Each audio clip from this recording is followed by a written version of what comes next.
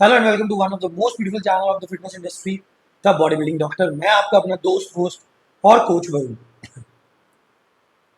हमने जितनी भी वीडियोस अब तक बनाई हैं सारी कहीं ना कहीं स्टेरॉइड से रिलेटेड है। एक हमने वीडियो बनाई थी that was derivatives of steroids, तो शायद 3 या 4 दिन पहले हम लोगों ने अपलोड करी थी इसी चैनल पे। उसके अंदर मैंने आपको बताया था कि किस तरह टेस्टोस्टेरोन के, नाइट्रोलॉन के और या फिर डीएचटी के डेरिवेटिव्स होते हैं। तो वो सारा उसी में कवर किया हुआ है। आज उसी सीरीज का हमने, जो हमारा एपिसोड 3 रहेगा, वो उसी सीरीज का हमने सॉल्ट उठाया है, दैट इज योर इक्विपॉइज। इक्विपॉइज जिसको आप लोग बोल्डी नॉन अनडेसिलिनेट भी बोलते हो। ज्यादातर बोल्डी बोला जाता है, बोल्डा बोला जाता है, ठीक है। तो इसका पूरा नाम होता है बोल्डी नॉन अनडेसिलिनेट। क्यों होता है वो भी आगे हम मॉलिक्यूलर स्ट्रक्चर में पढ़ेंगे। तो वीडियो पे जाने से पहले मेरा नंबर नोट कर लो, 9873011160। और अगर किसी ने मेल करनी है तो कोच वरुण एट hotmail.com। ठीक है, तो अब हम बात करते हैं इस वीडियो में हम क्या क्या कवर करेंगे। वीडियो में हम सबसे पहले कवर करेंगे कि उसका एक्चुअल इक्विपॉइज है क्या, उसके बेनिफिट्स क्या हैं या इफेक्ट्स क्या हैं, रिस्क या साइड इफेक्ट्स क्या हैं, कॉम्बिनेशन किस किस सॉल्ट के साथ हो सकता है, डोजेज क्या रहेगी, प्रिकॉशंस एंड मेडिकेशंस क्या रहेंगी, और पीसीटी करनी है नहीं करनी है, कैसे करनी है, वो सारा कुछ कवर करेंगे। सो वीडियो को आगे जाने से पहले वीडियो को लाइक कर लो, चैनल को सब्सक्राइब कर लो और वीडियो को शेयर कर दो ताकि ज़्यादा से ज़्यादा लोग इसको देख सकें।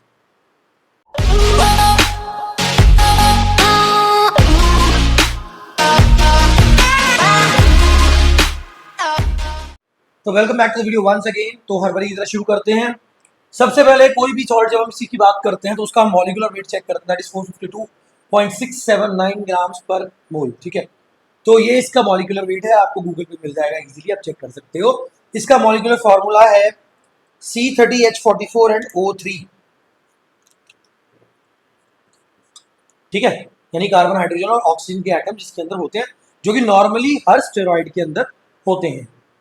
ठीक है, तो ये इसका फॉर्मूला है और जो केमिस्ट्री पढ़ रहे हैं या साइंस स्टूडेंट्स हैं उनको ज़्यादा इजी समझ आ जाएगा। आगे जाने से पहले हम मॉलिक्यूलर स्ट्रक्चर देखते हैं इसका। अगर आपने टेस्टोस्टेरोन वाली वीडियो, जो हमारी डेरिवेटिव्स वाली वीडियो थी, वो देखी, या फिर उसके बाद हमने जो टेस्टोस्टेरोन एनहांसमेंट बनाई थी वो देखी, तो आप ये समझ सकते हो कि ये जो हमारा है ये टेस्टोस्टेरोन ही है। कैसे? सिर्फ इसके अंदर ये डबल बॉन्ड का फर्क है ये वाले का, बाकी ये सारा टेस्टोस्टेरोन का ही मॉलिक्यूलर स्ट्रक्चर है।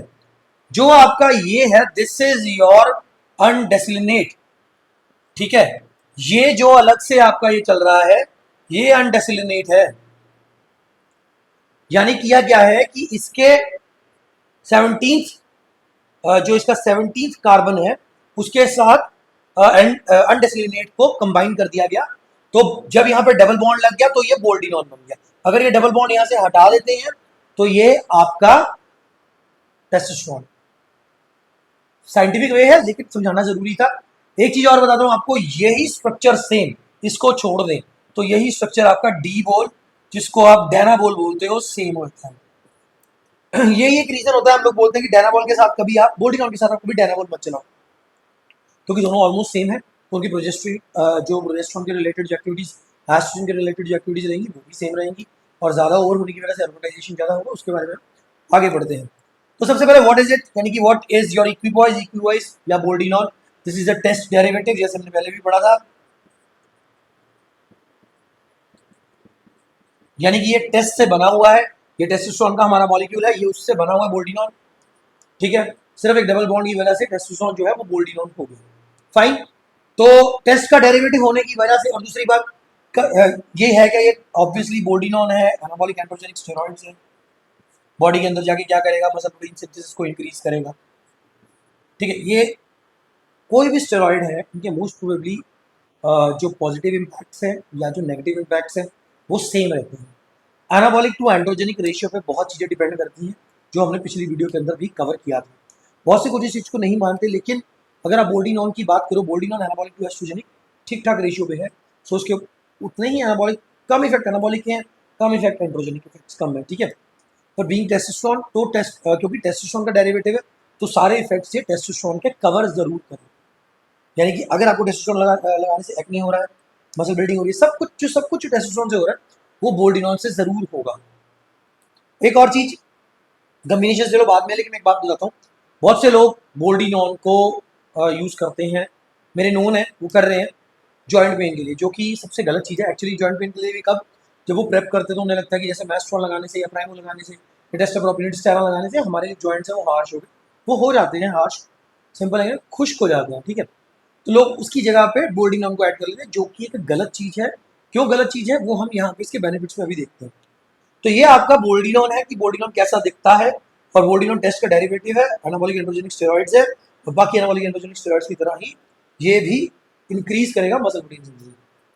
तो बात करते हैं बेनिफिट्स की। बेनिफिट्स सारे स्टेरॉइड्स की तरह इसका पहला बेनिफिट रहेगा नाइट्रोजन रिटेंशन,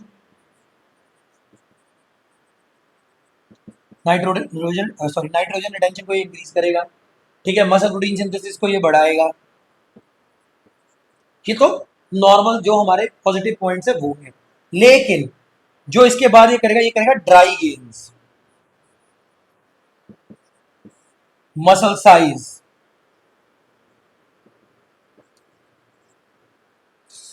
ड्राई गेन्स। जैसे अगर आपने मेरी जो डेकाडोरा बॉलिंग वाली वीडियो है वो देखी है, जो शायद आई थिंक कल डाली थी हमने और परसों डाली थी, वीडियो के हिसाब से परसों रहेगी, वैसे कल 12 तारीख को डाली थी हमने। तो जो डेकाडोरा बॉलिन है वो हमें वाटर होल्ड करता है हमारी बॉडी में। मैंने बताया था कि हम कोशिश यही करते हैं कि डेकाडोरा बॉलिन को हम गेनिंग में यूज करें, हम उसको कटिंग में यूज नहीं करते। ये ड्राई गेन्स देता है क्योंकि इसके एस्ट्रोजन की इफेक्ट्स जो है वो बहुत ज्यादा कम है। एक चीज मैं आपको बताना चाहता हूँ कि मैंने स्टोरी भी डाली थी कल परसों, और यूट्यूब के ऊपर भी वीडियो है वो एक शॉर्ट वीडियो है कि लोग क्यों एस्ट्रोजन बोल्डिनॉन को मना कर रहे हैं। ये चीज मैं यहाँ पे डिस्कस करता हूँ, नीचे जाकर इसको एक्सप्लेन करेंगे। देखो एक चीज समझो, आप जिसको देख रहे हो, जो आपका, मतलब मेरी बात नहीं कर रहा मैं, जो आपका आइडल है, जिसको आप देख के फॉलो कर रहे हो, वो भाई साहब आपको बोल रहे हैं कि आपने बोल्डिनॉन नहीं यूज करना चाहिए। ऐसा कुछ नहीं होता, ठीक है। क्यों नहीं होता वो भी बताता हूँ। आप कोई भी एनाबॉलिक एंड्रोजेनिक स्टेरॉइड्स यूज करोगे, उसके साइड इफेक्ट्स और इफेक्ट्स, पॉजिटिव और नेगेटिव इफेक्ट्स दोनों रहेंगे। जैसे अगर हम बात करें कि जब नाइट्रोजन रिटेंशन बॉडी के अंदर बढ़ता है, यानी कि पॉजिटिव नाइट्रोजन की मात्रा जब बॉडी के अंदर बढ़ेगी तो मसल प्रोटीन सिंथेसिस बढ़ेगा। ये सभी स्टेरॉइड्स के साथ मोस्ट प्रोबेबली सेम ही रहता है, ठीक है। तो जब हम इसकी बात करते हैं कि नाइट्रोजन रिटेंशन बढ़ रहा है तो वो बोल्डिनॉन से भी बढ़ेगा। प्रॉब्लम कहाँ पे, प्रॉब्लम है यहाँ पे, प्रॉब्लम है यहाँ पे कि बोल्डिनॉन जो है वो आपके ना E2 को सप्रेस करता है।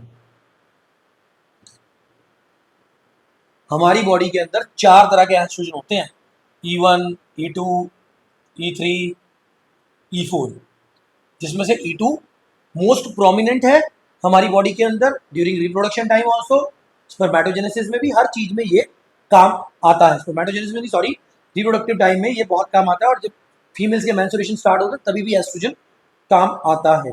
मेल्स में तो चलो जो इसका काम है वो है ही, उसके बारे में भले ही बढ़ चुकी, फिर भी बता देता हूँ, भी यहीं से क्लियर हो जाएगा। जब आपका E2 सप्रेस हो जाएगा ना, तो क्या होगा, आपको लो लिबिडो हो जाएगा, मूड स्विंग्स होंगे, then low libido, mood swings, sex drive चली जाएगी, ठीक है। इसके अलावा आपको एक्ने भी हो सकते हैं एस्ट्रोजन की प्रॉब्लम से, एस्ट्रोजन के ऊपर। देखो बॉडी की जो जितने भी लोग दुनिया में, हाँ, यहाँ पे हैं, ठीक है, सभी की बॉडी हार्मोनल चेंजेस के ऊपर डिपेंड करती है, बीइंग अ मेल और अ फीमेल और अ ट्रांसजेंडर। जो भी आपके हार्मोन्स हैं जितने भी, उनकी रेशियो ऊपर नीचे होगी तो बॉडी रिएक्ट करेगी पॉजिटिवली या फिर negatively, depending upon the hormones.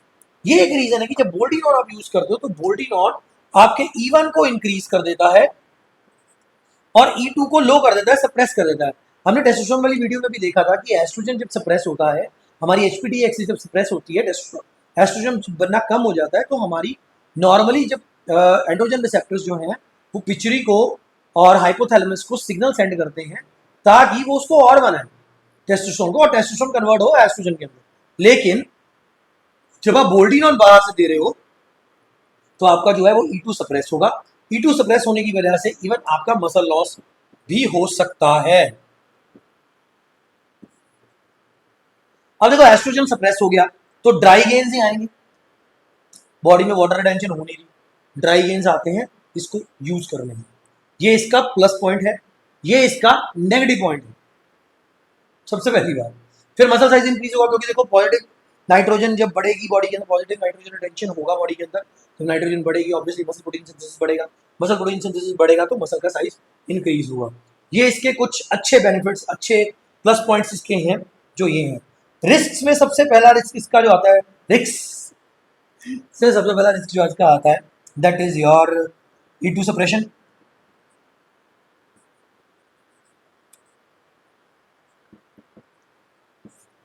बहुत से लोग बोलते हैं कि किडनी जब आप इसको यूज करते हो तो किडनी पे इफेक्ट आता है,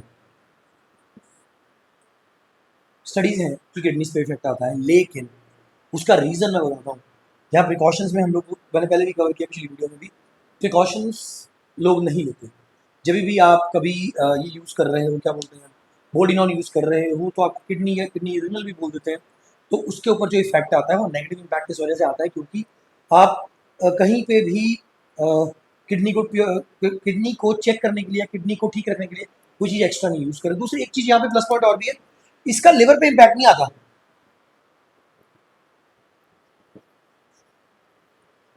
ठीक है, लिवर के ऊपर कोई नेगेटिव इम्पैक्ट नहीं आता है, ये भी इसके बेनिफिट्स में आता है। देखो कुछ चीज़ें भूल जाती हैं यार, क्योंकि ना ऑब्वियसली ये पढ़ा पहले से हुआ है, तो चीज़ें रिवाइज करके एक दो बार थोड़ा सी ओवरव्यू लेके तो मैं दोबारा वीडियो बना देता हूँ, और ऐसा कुछ नहीं होता क्योंकि चीज़ें इतनी यूज़ कर चुके हैं। अब इस डिटेल में हमसे कोई क्वेश्चन ही नहीं पूछता।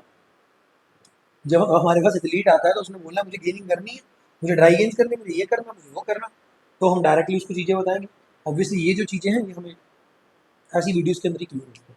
ठीक है, तो किडनी का जो इफेक्ट है या जिसको आप रेनल बोल देते हो, RENAL, ये मिनिमाइज किया जा सकता है with the help of medicine. Precautions जो हम यूज करेंगे बताएंगे उसके साथ ये मिनिमाइज किया जा सकता है। हाँ, बाकी स्टेरॉइड्स की तरह इसके कार्डियक इश्यूज इसमें भी आते हैं जो कि नॉर्मली हर एक को नहीं आएंगे कार्डियक इश्यूज इसके। ठीक है, इसके अलावा इसका कोई खास नेगेटिव इम्पैक्ट नहीं है। हाँ, एक चीज है, ये हेमाटोक्रिट लेवल को बढ़ाता है, RBC काउंट बढ़ाता है, ये इसके नेगेटिव इम्पैक्ट है। होता क्या है, जब आप देखो जब भी हम बोलते हैं कि हम एनाबॉलिक एंड्रोजेनिक स्टेरॉइड्स यूज कर रहे हैं या AAS यूज कर रहे हैं, तो एक चीज होती है, आपने शायद कभी फील करी हो, किसी ने, इसको बोलते हैं नंबनेस। नंबनेस का मतलब क्या होता है, हाथ पैर का सो जाना। ये एनाबॉलिक एंड्रोजेनिक स्टेरॉइड से बहुत ज्यादा होता है। ठीक है, और काफी से होता है, काफी से नहीं होता। उससे होगा जो RBC काउंट बढ़ाएगा, जो हेमाटोक्रिट लेवल को इंक्रीज करेगा, उससे तो ये होगा ही होगा। पहली बात, क्यों हो रहा है, बॉडी कर क्या रही है, जो आपका ब्लड है, ब्लड स्ट्रीम है, उसमें जो ब्लड है उसकी विस्कोसिटी बढ़ जाती है।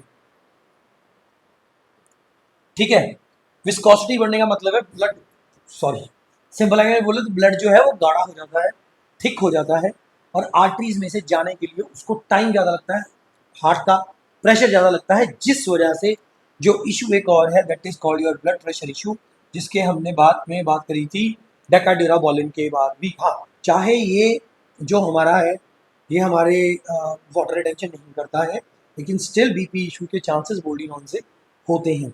ये इसके कुछ नेगेटिव इम्पैक्ट हैं। कम्युनिकेशन बाद में करते हैं, पहले मैं एक मिनट प्रिकॉशंस यहीं पे क्लियर कर देता हूँ। देखो E2 सप्रेशन है, ठीक है, आप AI यूज करोगे ही करोगे। अगर आप बोल्डिनॉन को यूज कर रहे हो तो AI आप एरोमेटिस इनहिबिटर को यूज करोगे ही करोगे, जो आपको एक्सटेन या अरोमसिन के नाम पे मार्केट में मिल जाती है। देखो एक्सटेन जो है ये काफ़ी महंगी है, इसकी 30 टैबलेट्स नियर अबाउट 3000 प्लस ही आएगी, जो किसी अच्छे ब्रांड में होगी। जो एरोमसिन है ये आपको डिपेंड करता है कि 250 से लेके 600 तक कहीं पे 10 टैबलेट्स इसकी मिल जाएंगी, तो इसको आपने ऐड जरूर करना है। दूसरी बात, बोल्डिनॉन के साथ कोशिश करो कि आप क्लोमिड को ऐड मत करो। रीजन बीइंग क्या है, बोल्डिनॉन ऑलरेडी आपके E2 को सप्रेस कर रहा है, अगर आप यहाँ से क्लोमिड ऐड कर दोगे तो भाई E2 तो पहले ही नहीं बन रहा, एस्ट्रोजन तो पहले ही नहीं बन रहा, कन्वर्जन हो नहीं रही, टेस्टोस्टेरोन की वजह से कितनी कन्वर्जन करा लोगे, E2 तो ऑलरेडी सप्रेस हो गया, क्लोमिड ऊपर से लगा दी तो ये तो बंद ही हो गया। तो जो E2 के जो हमारी प्रॉब्लम्स है, जैसे E2 सप्रेशन हो गया, सॉरी जो जो हमारी प्रॉब्लम्स है जैसे लो libido, mood swing, sex drive down जाना, मसल लॉस होना, वो होगा ही होगा। बहुत से लोगों को ये दिक्कत रहती है, यार मैं एनाबॉलिक पे हूँ, मेरे मसल पहले 2 महीने बन रहे थे, तीसरे महीने नहीं बन रहे, ये वो। उसका रीजन यही है, उसका रीजन है कि आप एक्स्ट्रा चीजें बॉडी को डाल रहे हो। एक चीज हमेशा ध्यान रखो, प्रिकॉशंस में चलो वो भी कवर हो जाएगा, कि जब आप कोई टेस्ट करवाते हो और वो चीजें ऊपर नीचे आए तब मेडिसिन ऐड करो। रीजन भी कि ऑलरेडी बॉडी बहुत कुछ ले रही है, बहुत कुछ झेल रही है, आप ऊपर से एक्स्ट्रा चीजें डालोगे तो वो दिक्कत ही देगा। ठीक है, तो सबसे पहला E2 सप्रेशन है। E2 सप्रेशन को आप कैसे रोक सकते हो? लेट्रोजोल, AI आप कोई भी यूज कर सकते हो, लेट्रोजोल भी यूज कर सकते हो आप, डिपेंड करता है आपकी लैब रिपोर्ट्स क्या कह रही है उसके हिसाब से। दूसरी चीज इसमें एक और भी चीज है रिस्क में, इसमें आपका प्रोलैक्टिन और प्रोजेस्टेरोन बढ़ेगा। रीजन क्या है? ये चीजें बढ़ने का भी मेन रीजन यही है क्योंकि इसकी एनाबॉलिक एंडोजेनिक स्टेरॉइड्स की जो रेशियो है दैट इज समथिंग एल्स। तो वो टेस्टोस्टेरोन वाले जितने भी हमारे इसके साइड इफेक्ट्स आएंगे वो तो कवर, देखो टेस्टोस्टेरोन के बेनिफिट्स भी सारे कवर करेगा क्योंकि टेस्टोस्टेरोन का पूरा मॉलिक्यूल खा गया ये। ठीक है, और बेनिफिट्स के साथ साथ उसके रिस्क भी सारे कवर करेगा, क्यों? क्योंकि सेम आंसर। बाकी जो एक्स्ट्रा रिस्क है वो इस अनडेसिलिनेट का जो हमारा एक्स्ट्रा चेन लगी है, ठीक है, वो चेन के रिस्क है। ठीक है, कोई बोल सकता है कि आपने टेस्टोस्टेरोन में ये वाले नहीं बताया, वो नहीं बताया। ठीक है, देखो टेस्टोस्टेरोन से भी E2 सप्रेस होता है लेकिन उस लेवल पे नहीं होता। बोल्डिनोन का एक्चुअल चक्कर ये है कि वो E1 को इंक्रीज कर देगा, E2 को सप्रेस कर देगा।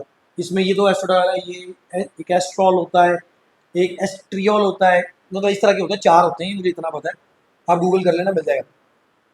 अब बात आ गई किडनी की, ये तो हमारा क्लियर हो गया कि हमें लेट्रोजोल लगानी पड़ेगी या फिर हमें AI लगाना पड़ेगा, डिपेंडिंग अपॉन कि हमने हमारी डोजेज, सॉरी हमारी जो क्या बोलते हैं उसको, लैब रिपोर्ट्स कैसी आ रही है। ठीक है, किडनी के इफेक्ट कैसे कर सकते हैं, इसमें दो चीजें बता रहा हूं। पहली चीज जो है इसमें आती है हमारी टेलमीसाटन। ये मैंने अपनी लास्ट वीडियो में भी बताई थी, जो नहीं बताई थी वो बताता हूं। सिस्टोन, हिमालय, देखो किडनी का जो फंक्शन है, ऑब्वियसली बोला जाता है किडनी इससे खराब होती है, लेकिन अगर आप ध्यान से देखो ना तो मैं आपको एक चीज़ बताता हूँ। मेरे बहुत सारे क्लाइंट्स, मैंने जैसे मैंने भी बोला था, बात बीच में रही कि आप फॉलो किसको कर रहे हो ये आपके ऊपर डिपेंड करता है। जिसको आप फॉलो कर रहे हो उसका स्ट्रक्चर अच्छा है, उसने बॉडी में कहीं ना कहीं लिया है, उसको कुछ प्रॉब्लम्स भी आई होंगी। ठीक है, मैं मानता हूँ कि उससे प्रॉब्लम्स उसको आई होंगी, लेकिन इसका ये मतलब कर ही नहीं है कि आप बॉडी को यूज़ नहीं कर सकते। अभी तक भी मेरे बहुत सारे क्लाइंट्स बॉडी को यूज़ कर रहे हैं, करते हैं, उन्हें सच कोई इम्पैक्ट, कोई नेगेटिव इम्पैक्ट नहीं आता है, क्योंकि हम टाइमली प्रिकॉशंस भी रखते हैं और टाइमली हम जो लैब रिपोर्ट्स है वो करवाते हैं। किसी ने बोल्डिनॉन ले लिया, क्योंकि जितनी भी मैं वीडियोस देख रहा हूँ लोगों के पास ड्राई गेन्स हैं, वो बोल्डिनॉन को कंडेम करने में लगे हुए हैं। क्योंकि एक तो वीडियोस ऐसा था कि फॉरेन कोचेस ने बनाई, उसके बाद इंडिया के बहुत सारे कोचेस ये बोलने लगे कि बोल्डिनॉन नहीं लेना चाहिए, haematocrit level, everything is controllable. बहुत से लोग इस चीज़ के साथ मेरे साथ एग्री नहीं करेंगे, लेकिन यही सच है। ठीक है, मुझे ये बात बोलने से मैं बोल्डिनॉन घर में तो बना लूंगा, सबसे पहली बात। ठीक है, तो बोल्डिनॉन देने से मुझे कोई एक्स्ट्रा बेनिफिट होगी ना, लेकिन आपको ये सारे बेनिफिट्स बोल्डिनॉन बहुत बेटर दे सकता है एज कम्पेयर टू डेका। ठीक है, तो जब आप किडनी इफेक्ट की बात करते हो तो पहला उसके अंदर आता है टेलमीसाटन, जिसमें हमने पिछले डेका वाली वीडियो में भी बात करी थी। ये एक्चुअली एक बीपी की मेडिसिन है जो बीपी को फ्लक्चुएट होने से रोकती है, लेकिन किडनीज को अच्छा रखती है, हेल्दी रखती है। इसके अंदर जो आपको मिलेगी वो टेलवस 20 के नाम पे या टेलवस 40 के नाम पे आपको मिल जाएगी। दोनों में जेनरिक में एथिकल में अवेलेबल होती है, इजीली मिल जाती है, कोई इतना इशू नहीं होता। ठीक है, उसके बाद सिस्टोन जो है, ये हिमालय का जो प्रोडक्ट आता है, उसके अंदर सिस्टोन ये 160-170 रुपये की डब्बी होगी। आप इसको जैसे 30 टैबलेट्स इसके अंदर होती है, तो 2 टैबलेट्स इसकी आप रोज यूज कर सकते हो। टेलमीसाटन आपको एक ही करनी है, ज़्यादा नहीं करनी है। ठीक है, कार्डियक इश्यूज क्या बीपी इश्यूज, जब भी आपको आप साइकिल पे हो, साइकिल शुरू करने से पहले आप ECG एक बार करवाओ, इलेक्ट्रोकार्डियोग्राम। ठीक है, ये कराओ, इसके रिजल्ट देखो, उसके बाद आप शुरू करो। दूसरी बात, बीपी की मशीन मैंने आपको पहले भी बोला था बाय करके रखो। क्यों? क्योंकि बीपी को नॉर्मली आपको फ्लक्चुएट होता है नहीं होता है वो सब आपको चेक करना पड़ेगा। अब बात आती है हेमाटोक्रिट लेवल और आरबीसी काउंट्स की, इसको हम कैसे कंट्रोल कर सकते हैं। बहुत सारी चीज़ें यहाँ पे काउंट करेगी, आपकी डाइट, आपका सब कुछ। ब्लड विस्कोसिटी के लिए तो मैं एक चीज़ यहाँ पे रेकमेंड ही कर देता हूँ आपको, एस्पिरिन या फिर आप इसको इकोस्प्रिंट के नाम से भी जानते हो। ये आपको मार्केट में 7-8 रुपए का पत्ता मिलेगा, 10 रुपए का मिल जाएगा। ये 150 और 300 mg दो तरह की डोज में आता है। अगर कभी आपको ये नंबनेस फील हो रही है which is due to haematocrit level increase या फिर आरबीसी इंक्रीज, तो आप एस्प्रिन को यूज कर सकते हैं या इकोस्प्रिंट, जिसको मर्जी। ये दोनों एक ही है, ब्रांड्स में अलग अलग आती है, ठीक है। 150 और 300 mg में, 75 में भी आती है। 75, 150 और 300 mg में ये मार्केट में अवेलेबल है, ठीक है। तो ये चीजें जो हैं, आई थिंक कि रिस्क सारे कवर हो गए। हाँ, एक इसमें चीज में अभी और ऐड करता हूँ, कॉम्बिनेशन के बारे में बात करते हैं, और फिर duration. Duration is one of the most important thing. Duration के बारे में बात करते हैं। बोल्डिनॉन चलाना है, कितनी देर चला सकते हैं? बहुत सारे क्वेश्चन आते हैं ना ये, कि भाई सर मैंने ये वाला शॉर्ट यूज किया है, कितनी देर में ये शॉर्ट यूज कर सकता हूँ? देखो, जैसे मैंने अपनी पिछली वीडियो के अंदर एक चीज बताई थी, यहीं पे बनाते हैं, मजा आएगा।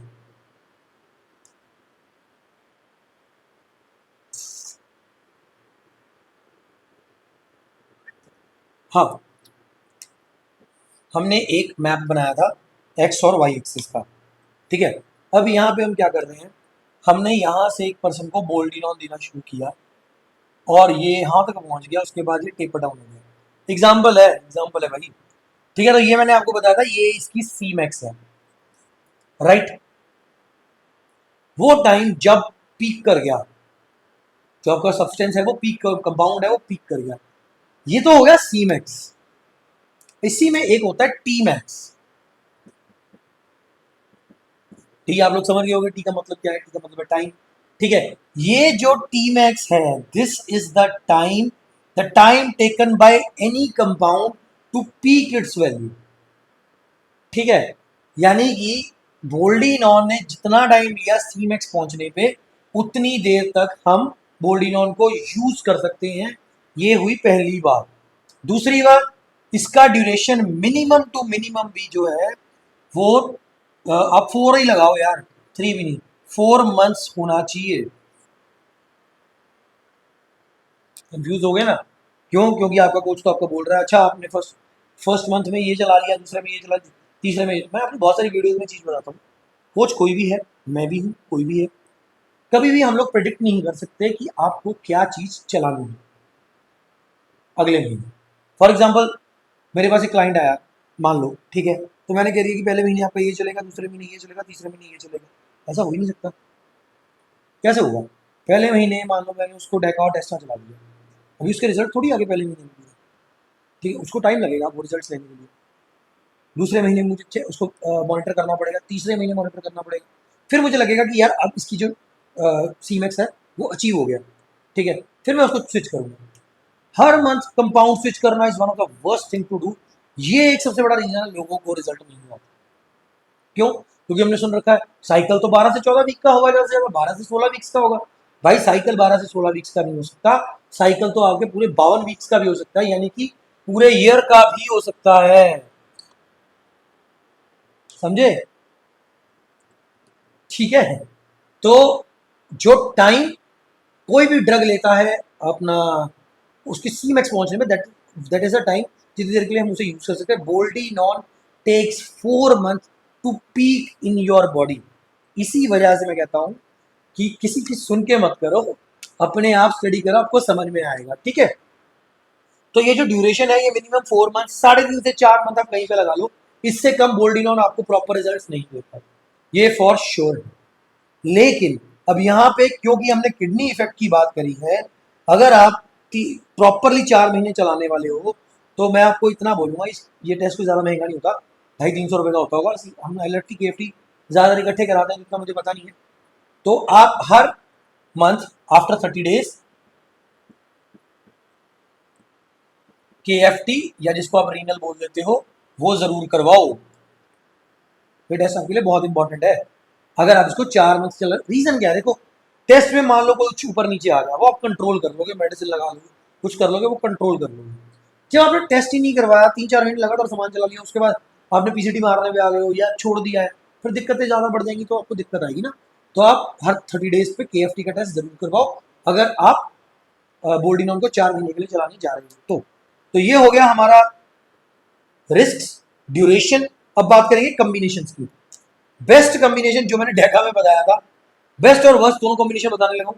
बेस्ट कॉम्बिनेशन है इसका बोल्डी, डेका, टेस्टा, और अगर ज्यादा से ज्यादा एंड्रोलिक, जो मैंने आपको कल भी बताया। वर्स्ट कॉम्बिनेशन बताता हूं, वर्स्ट कॉम्बिनेशन जो इसका है दैट इज, कई लोग सोचेंगे कपड़े से साफ कर रहे हैं, इसके पास डस्टर नहीं है। भाई डस्टर है, डस्टर से साफ नहीं करना मुझे, तो ये कपड़ा थोड़ा गीला करते हैं। हाँ, इसका जो वर्स्ट केस सिनेरियो है वो है सॉरी बोल्डिनॉन प्लस डेनाबॉन या अलोन बोल्डिनॉन।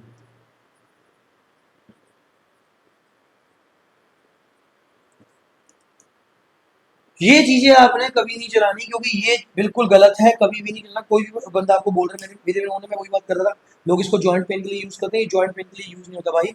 जॉइंट पेन के लिए डेका यूज होता है कभी भी। अलोन में वैसे डेका भी रेकमेंड नहीं करता कि आप अकेला लगाओ, लेकिन स्टिल कुछ लोग लगा रहे हैं मेडिकल स्टोर से लेके 1500 mg, that is a different thing.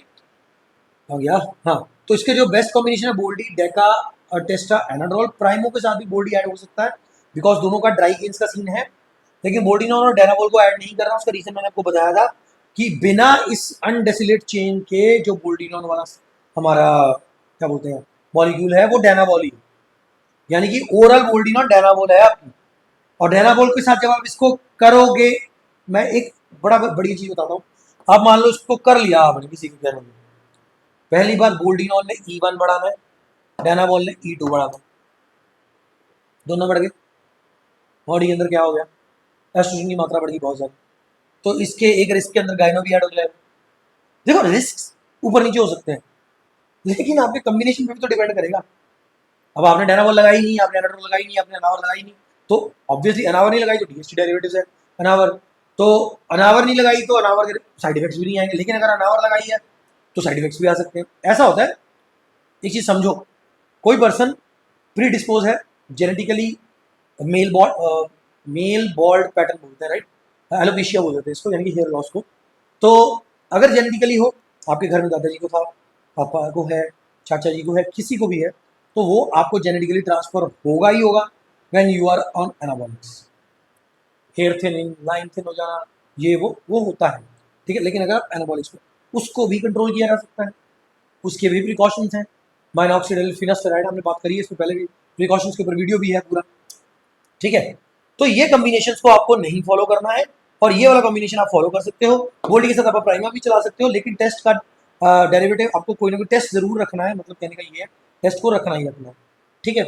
बोल्डिनॉन को हमेशा गेनिंग में यूज करो, कटिंग में मत यूज करो, क्योंकि कटिंग में उस लेवल की कटिंग बोल्डिनॉन आपको कभी भी नहीं देती, ठीक है। इसके बाद आती है हमारी डोजेज। तो प्रिकॉशंस तो हमने कर ली ना ऑलरेडी, डोजेज और पीसीटी रह गई है। डोजेज बीइंग अ न्यू कमर, अगर मैं बोलूंगा तो न्यू कमर को तो मैं बोलता ही नहीं, उसको तो मैं बोलता यार टेस्ट लगा ले अकेला, टेस्ट के साथ फ्लावर चला ले, तेरे को रिजल्ट आ जाएगा, तेरे को जरूरत नहीं है। लेकिन स्टिल अगर आपको ये करना है, तो मैंने ये जो आपको बताया ना, बोल्डी, डेका, टेस्टा, मान लो अभी हम एंड्रोलिक को नहीं कर रहे हैं, हमने किसी पर्सन को ये चला दिया, तो डेका और टेस्टा जो है वो आप चला रहे हो अपने हिसाब से, जो भी आपकी 1 ml 2 ml 3 ml weekly dose है वो आप लगा रहे हो। लेकिन बोल्डी को आप क्या करोगे, बोल्डी को आप 15 दिन में एक बार लगाओगे, मैक्सिमम 1 ml। वो 250 है या 300 है ना, कोशिश क्या करो, जितना आप टोटल लगा रहे हो अपना टेस्टा, उसका हाफ लगाओ बोल्डिनॉन। क्यों, डेरिवेटिव तो बोल्डिनॉन टेस्टोस्टेरोन का ही है, तो काम तो टेस्टोस्टेरोन वाला करेगा ही करेगा। मान लो आपने यहाँ पे 3 ml टेस्टा वीकली ले रहे हो, या 2 ml लगा लेते हैं, जो कि 500 mg हो गया। अगर हम स्टैंडर्ड डोज की बात करें, 250 mg स्टैंडर्ड डोज होती है, तो उस हिसाब से हमारा जो बोल्डिनॉन है वो 250 mg एक या ज़्यादा से ज़्यादा 2 वीक के अंदर आप एक बार लगाओ। रिजल्ट्स बहुत प्यारे, आपको ज़्यादा नहीं करने की ज़रूरत। रीज़न क्या है कि इसकी जो हाफ लाइफ है वो 14 से 15 दिन की होती है भाई। हाफ लाइफ का मतलब ये कहीं नहीं होता, कभी नहीं होता कि हाफ लाइफ में आपकी बॉडी के अंदर से वो चीज़ इरेडिकेट हो जाएगी, इरेडिकेट नहीं होती, लेकिन बहुत कम हो जाती है। इतना कम हो जाती है कि अगर आप पीसीटी मार रहे हैं, यानी कि अगर आप 15 दिन बोल्डिनॉन का लास्ट शॉट के बाद आपने 15 डेज का गैप रख दिया ना, और आपने पीसीटी शुरू कर ली, तो पीसीटी सक्सेस हो जाएगी।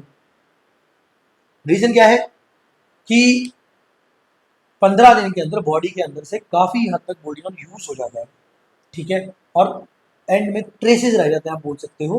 तो वो आपकी HPTA एक्सिस को रिवाइव होने में नुकसान नहीं पहुंचाता और वो रिवाइव हो जाता है। सो डोजेज की अगर आप बात कर रहे हो, वही बात करते हैं 250 टू 300, मैक्सिमम बढ़ाई भी जा सकती है, यानी कि आप बढ़ा नहीं सकते, 500 भी ले सकते हो, 750 भी ले सकते हो डोजेज की। और मैं एक स्टैंडर्ड डोज आपको बता रहा हूँ जिसमें आपको साइड इफेक्ट्स कम होंगे। बाकी मसल मास के ऊपर भी डिपेंड करता है, वेट के ऊपर भी डिपेंड करता है। और 55 किलो वाले को अगर आप 750 mg टेस्ट और 750 mg बोल्डी और 750 mg डेका दे रहे हो तो ऑब्वियसली उसके रिजल्ट्स नहीं आएंगे, साइड इफेक्ट्स ज़्यादा, ठीक है। तो उसके बाद आती है पीसीटी। क्या पीसीटी जरूरी है? पीसीटी 100% जरूरी है। क्यों?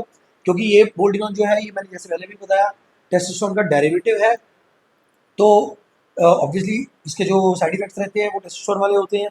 लो लिबिडो वगैरह पे भी जाएगा ये, तो आपको साइड इफेक्ट्स को टैकल करने के लिए पीसीटी करनी पड़ेगी। करनी कब है? थिंक इज 15 डेज के बाद। नॉर्मली मैंने अपनी पीसीटी वाली वीडियो के अंदर बताया है कि कैसे हाफ लाइफ के साथ आप कैलकुलेट करके एक दिन बीच में जोड़ के पीसीटी को शुरू कर सकते हो। जैसे कि अगर टेस्टाप्रोपिनेट की हाफ लाइफ 4 डेज है तो पीसीटी आपने 5th डे को शुरू कर लेनी है। कि ये चीज़ यही है कि अगर 14 डेज की उसकी हाफ लाइफ है तो 15th डे आपने पीसीटी शुरू कर लेनी है। पीसीटी के अंदर वही चीज़ें चलेंगी, क्लोमिड चलेगी, टमोक्सिफेन सिट्रेट चलेगी, देन योर HCG चलेगा। बाकी एक दो चीज़ें और होती हैं और वो डिपेंड करता है लेट्रोजोल चलेगी कि नहीं, AI चलेगा कि नहीं, ठीक है। तो वो सारी चीज़ें हैं। तो ये है हमारा बोल्डिनॉन के बारे में सारा कुछ। नेक्स्ट वीडियो के ऊपर काम करेंगे जल्दी और जल्दी लेके आएंगे। बाकी एक चीज़ है, आप कमेंट सेक्शन के अंदर जरूर बताया करो आपको किस पे वीडियो देखनी, क्योंकि मैंने सुना है कि जब हम कमेंट्स के अंदर आप लोग कमेंट्स करते हो तो ना वो एल्गोरिथम जो है हमारा, क्या बोलते हैं इसका, ये यूट्यूब का, तो वो उस हिसाब से लोगों को ये शो करवाता है। सो बाकी thanks for watching the video, thank you all.